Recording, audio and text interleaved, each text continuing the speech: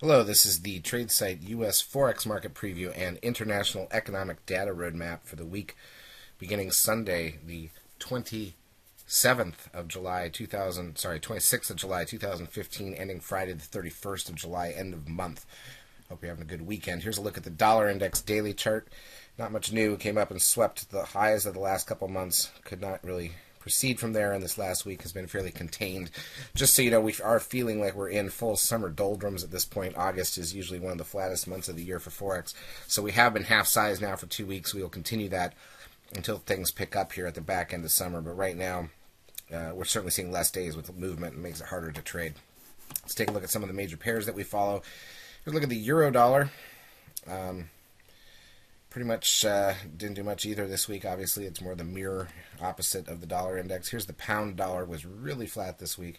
So some of the great ranges we've seen the last couple of months have really dried up here in the summer months, and that's not unusual.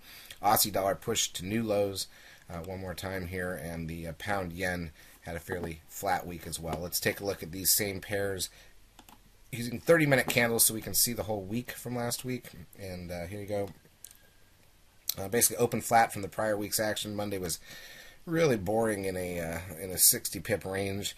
Tuesday was the move. Wednesday we got a little pullback. Thursday was decent. Friday was dead on the euro dollar. Here's a look at the pound. Not a lot of difference here. You can see we opened flat. Monday and Tuesday was impossibly flat. Wednesday we finally got a move up. Thursday there was a gap in the pound from an announcement, and that led to a big move to the downside. Made some money on that, and then Friday was really dull. So that's the week we've seen. Not much exciting to talk about there. Again, the summer doldrums, a little less for us to discuss, generally speaking. All right, let's take a look at the economic data coming out this week, and let's get a roadmap for what we're doing.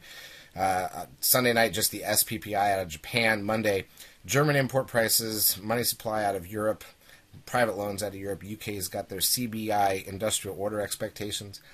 U.S. durable goods coming out Monday morning. Tuesday, preliminary GDP out of the UK and their index of services. Canada's got their RMPI and IPPI data in the morning here in the US. S&P Composite 20, the housing price index year to year. US flash services PMI.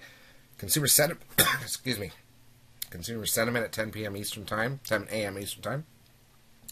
Richmond Manufacturing Index. Retail sales out of Japan Tuesday night. So up to this point, it's a light week. We do start a 2-day Fed meeting, though, on Tuesday. Going into Wednesday, the UBS consumption indicator out of Switzerland, German consumer climate out of the Europe, M4 money supply, mortgage approvals, CBI realized sales out of the UK, pending home sales out of the US. We've got crude oil inventories out of the US. We've got the Fed announcement from that 2-day Fed meeting at 2 p.m. Eastern Time, and then 30 minutes later should be the press release for that and the press conference. New Zealand's building consents. Japan's preliminary industrial production. We've got building approvals and import prices out of Australia. German preliminary CPI at some point on Thursday. Spain's flash CPI and flash GDP. German unemployment change. ECB economic bulletin. Italy's 10-year bond auction.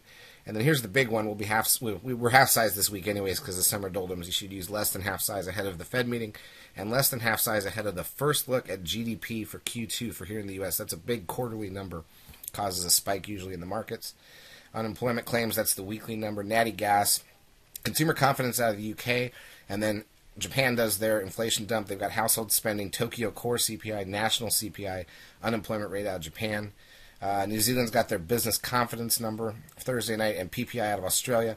And then wrap it up Friday. Housing starts, German retail sales, French consumer spending, Italian unemployment rate, CPI flash estimate out of Europe, unemployment rate out of Europe, GDP out of Canada, another big number, employment cost index here in the U.S. before the market, along with Chicago PMI and the University of Michigan sentiment. So, again, the big numbers and the things to focus on, even though it's summer, so we're probably not going to get a lot of action. 2-day Fed meeting starting Tuesday, and that first look at GDP on Thursday is a big, big one that often causes a spike. And be careful with that, but hopefully some action after it. Charts, as usual, brought to you by eSignal. We will be in the lab this week helping you make money. If you have not taken a trial of our services, feel free to do so. If you do find these videos useful, please like them on YouTube. It does help us out. Have a great trading week.